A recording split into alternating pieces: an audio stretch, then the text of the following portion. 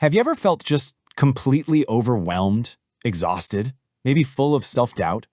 Well, what if I told you that most of those struggles didn't actually start with you? Today we're going to dive into a really powerful way of looking at our personal challenges, the Origin Truth Triangulation Map. It's all about seeing things more clearly. Right from the jump, the source material makes one thing super clear. This isn't about finding another thing to fix about yourself. Nope. The goal here is just to see the pressures you're under every single day with brand new eyes. It's about clarity.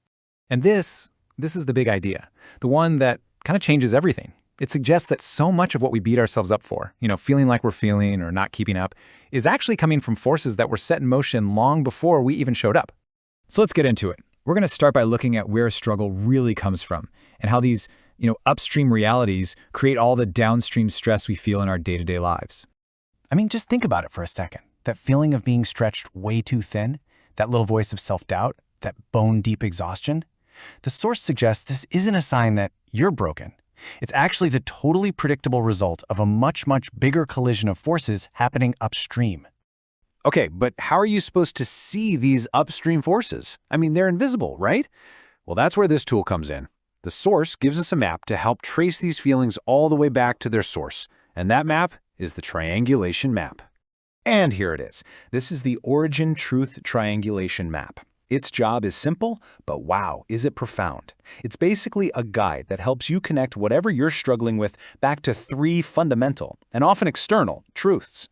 So the map has three corners. Let's walk through them. First, you've got humanity. This is your biology, your factory settings, your need for rest, for connection, the fact that you have limits.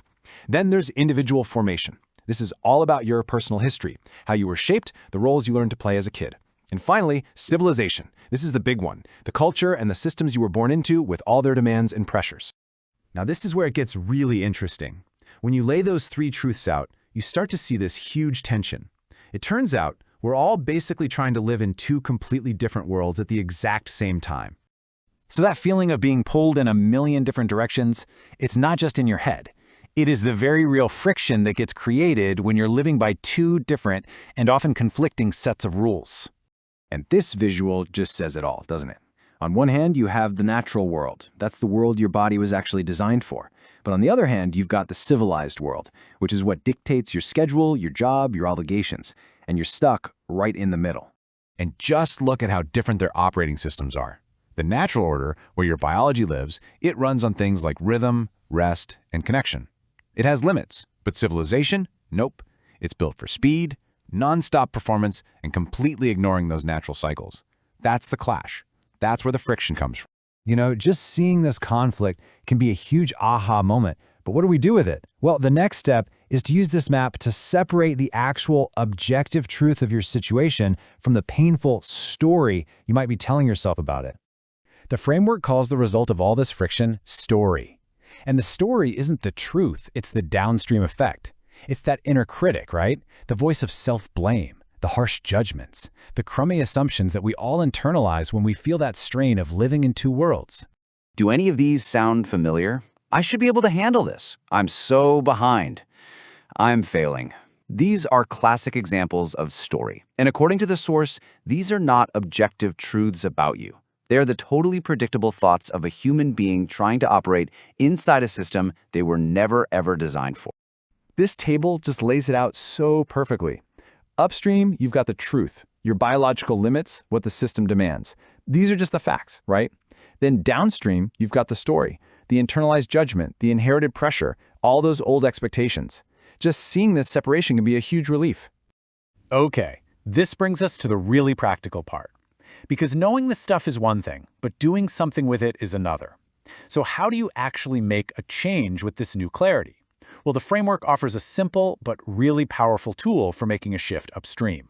It's called the belief, thought, speech, deed, outcome chain. It sounds a little technical, but it's actually super simple. It goes like this. A belief leads to a thought, which shapes our speech, which leads to a deed or an action, and that deed creates an outcome. Whether we know it or not, this is the pattern behind pretty much everything we do. And here is the secret sauce. So often, we try to change our lives at the end of the chain, right at the deed. We try to work harder or stop doing something. But real, lasting change happens when you go one step upstream.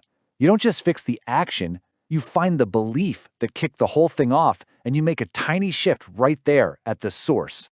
Ultimately, the goal here isn't to build some new, better personality. It's about letting go of the story, all those judgments and pressures that were never really yours in the first place. When you do that, your true voice just appears. So we're going to end with the one question this whole framework is designed to help you ask. The next time you feel that exhaustion or that self-doubt or that overwhelm, instead of asking, "What's wrong with me?" try asking this: what truth is upstream of this struggle? Because the answer, as we've seen, might just change everything.